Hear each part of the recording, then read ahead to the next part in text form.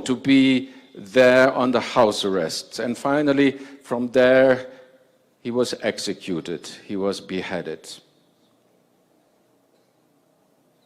Poor people, people without a stable residence, considered to be a public nuisance, bore the brunt of what we would call casual administrative violence, as well as short-term imprisonment under local magistrate who just want to keep the peace.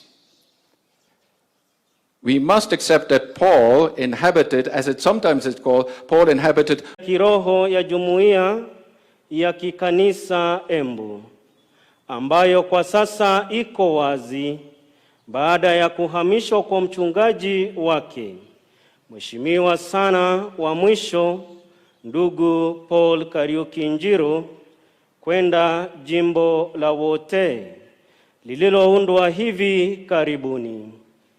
Jumuiya sasa inangoja mchungaji wake mpya na msimamizi wa maisha ya jimbo. Kazi hii, mwana mpendwa, tumeamua tukukabidhi wewe, ambaye uliyejaliwa kuwa na sifa adhimu na pambo la karama za kiroho na za kibinadamu. Baada ya kuthibitishwa katika kuandamana na wafungwa, unaonekana kwetu kuwa wa kufaa kazi hizi za uchungaji.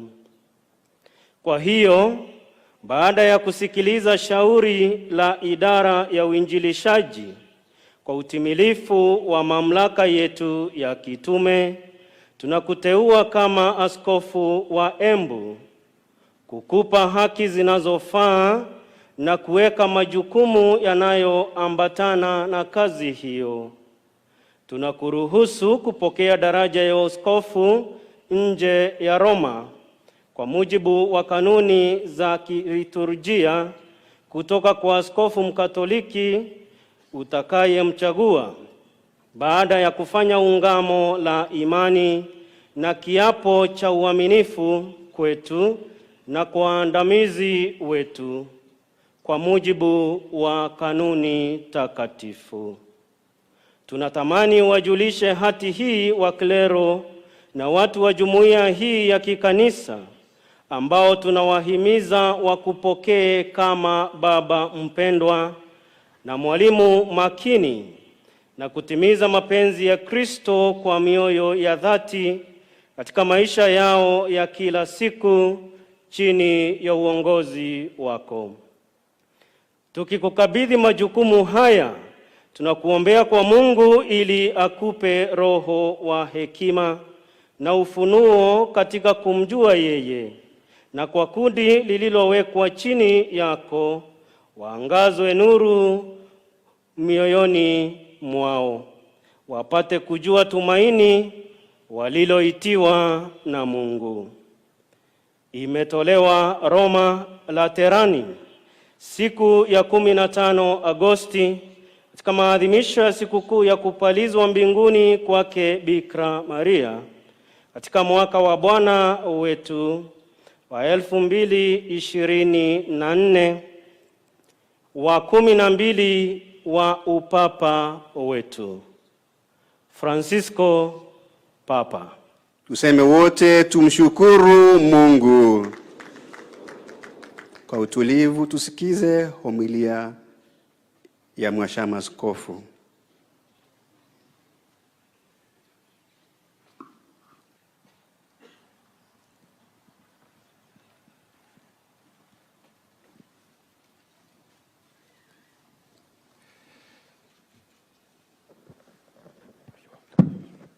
The papal bull, as it was read this morning, as you understood, is written in Latin, and it comes from Rome.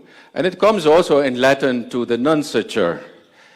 And so we have in one way or another to translate it, which is not always easy, though me, myself, and my secretary, Monsignor Luciano, are quite fluent in Latin, and Monsignor Luciano even more than me, but sometimes we sit like a day on translating that Latin because it's not for a first-class student, first-year student. You need to have a bit of practice to do that. And so when I've heard it again read today, I was very consoled because I thought the way I struggle with Swahili, others struggle with Latin. So therefore, I feel a bit relaxed this morning. But we are not here to speak about Latin. Today, dear Monsignor Peter, we come because of you, because of this special day, as we are going to witness the Episcopal ordination of yet another Christian of the Church in Kenya. And I think that many of you know, and that was also here shown this morning, that Father Peter Kimani has been working for years as a chaplain in the prisons. He knows that world and its citizens inside out. In many ways, we, ordinary people, we try to stay away from prisons and from its inhabitants. We even fear going there. It is a system which for many is shrouded in darkness and mystery behind walls and barbed wire fences. It's not something that you would do for a Sunday outing. And if you go there to visit maybe your family or your friends, you even will reflect twice whether you should bring your children along. In old times, the prison was called a carcer or a dungeon. And it implies a very dark and sinister system that people really want to keep away from. In many ways, that concept of dungeon is of course also connected to our idea of purgatory or hell even. And let's face it, even if the prison is clean and provided with all kinds of facilities, a hell it remains. To be robbed of your freedom is always a difficult thing to accept. To be behind bars and in chains is not what the average person desires in his life. Father Peter Kimani comes from that kind of reality. He has worked there for many years, and he came to know the prisoners by name. He listened to their stories and came to understand their fear and frustrations. Yes, sure, some of the prisoners may have committed heinous crimes, but even they, the worst of criminals, have families, have children, have dreams, and even have good intentions. People can be murderers and rapists, but there are also many other things than that. That is what Peter Kimani came to know about those prisoners. He came to know those human stories about their pain and their suffering in the prison system. Peter worked so long in the prisons that his friends started to call him the prisoner, because it seemed he would never get out of there again.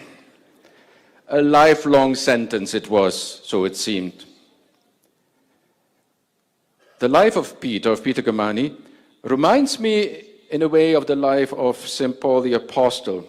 Actually, frankly speaking, I was a bit surprised that in the choice of the readings of today, that aspect was not highlighted. Paul calls himself a prisoner of Christ, and he speaks more than once of him being in chains for Christ. Peter Kimani, in many ways, is like St. Paul of Tarsus. Paul, you may not know it or you never realize it, Paul was imprisoned a lot. Clement of Rome, one of our saints, claims that Paul was 7 times behind bars. Paul himself says about himself that he suffered far more imprisonments than any of his rival apostles. And we, as Christians, as church, we have imagined many reasons why Paul was in prison, because he was a philosopher. Maybe Paul was a political prisoner, or Paul was just wrongfully accused. And Paul, the Roman citizen, had asked for a trial, and therefore he was taken to Rome to be there under house arrest. And finally, from there, he was executed. He was beheaded. Poor people, people without a stable residence, considered to be a public nuisance, bore the brunt of what we would call casual administrative violence, as well as short-term imprisonment under local magistrates who just want to keep the peace. We must accept that Paul inhabited, as it sometimes is called, Paul inhabited a whippable body, one that could be hit or be locked away by the local authorities without too much of noise, with impunity. You could imprison people very easily for some kind of vague accusation like disorderly conduct. Paul's treatment was the same for many in ancient Rome, especially if you were poor, homeless, or of an ethnic group that marked him as a part of an occupied people. Which is to say, Paul looked a lot like those who get over-policed and thrown into jail today, not only in Kenya, but all over the world. And even today, many of our judicial systems contribute to the same.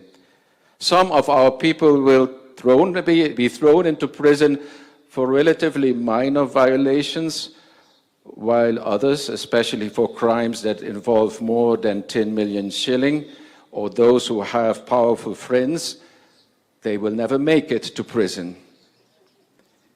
You might have committed a heinous crime, but you will be able to escape prison unscathed.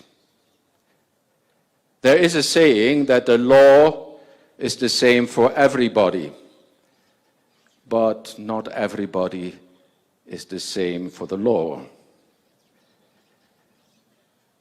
The church of Philippi provided resources to Paul, wanted to be with Paul during and after his incarceration. They wanted to meet his physical needs. They brought him to eat. They brought him clothing. They became like a social safety net.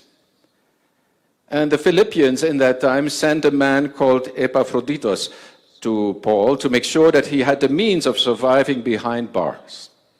And they wrote letters back and forth with Paul while he was in prison in that time.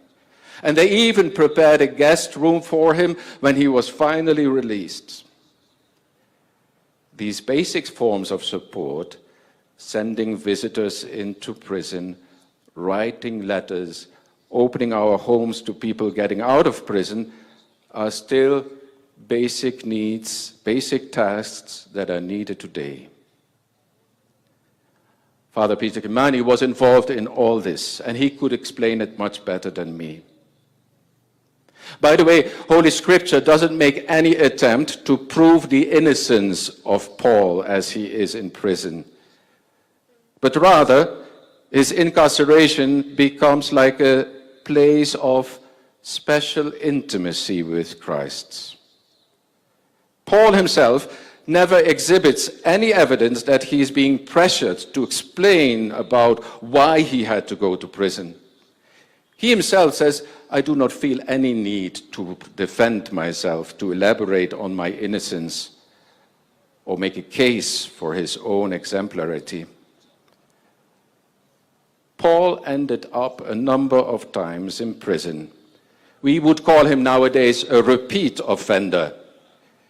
And one can imagine the magistrate hearing about his past incarcerations, that the magistrate would be inclined to impose on him again a prison term. As it is said, once you have been in prison, there is a high chance that you will return there again. In fact, The imprisonment of Paul was accepted by his friends and followers as a routine case. It happened to so many. There were people who saw his incarceration as a kind of way of maintaining social power. It was not so much about being guilty or being innocent, but you were a victim of the game between the powerful forces. Rather than regarding Paul as a charity case or as a person to be corrected, the friends, the disciples of Paul, treated him as an imprisoned friend with a moral authority and a witness to the Christ who himself had been arrested, tried, tortured, found guilty, and executed. Christ himself, like Paul, was the victim of a system that was not able to provide any sense of real justice. Paul, like Christ, was just too poor, too outcast, too little friends high up. Remember, all this happened 2,000 years ago. But where are we today in terms of justice and prison system? Prisons, and that is also, I think, an experience of Father Kimani, prisons make people sick. And there are strikingly similar death-dealing dynamics in the prisons all over the world and also here in Kenya. Not only were ancient prisons places where disease can be rampant, but they were also places of hunger and scarcity, where prisoners were abused and their few rights left were trampled upon. And in prisons, and that is also the case in prisons in this day and age in Kenya, but also in many, many other countries, in prisons, many times suicide is considered a noble way out. And the suicide rate of people incarcerated in jails is therefore 3 times higher than the national average. Paul, being in prison, even being sick to the point of death,